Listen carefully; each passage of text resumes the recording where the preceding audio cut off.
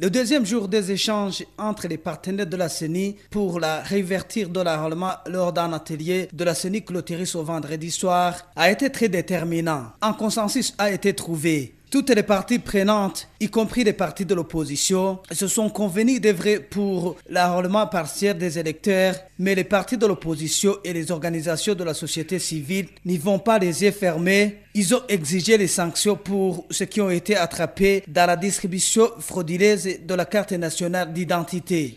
La première chose qu'il faudrait faire, monsieur le ministre, il faut d'abord punir tous les agents qui ont distribué des cartes d'identité sans y avoir d'autorité.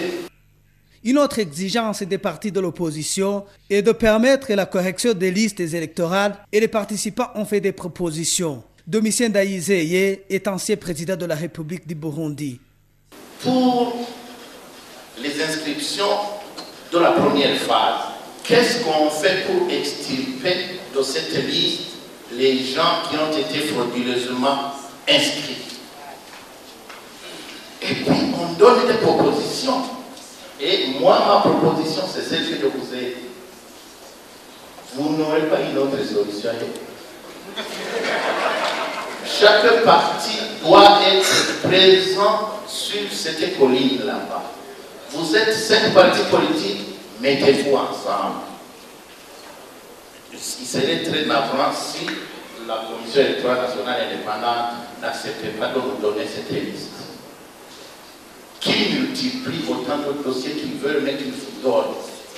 Et créer des commissions au niveau des collines. Sylvestre Ntibantunganya a abondé dans le même sens. Comment corriger le fichier électoral? Il y a des corrections qu'on doit oser faire nous-mêmes.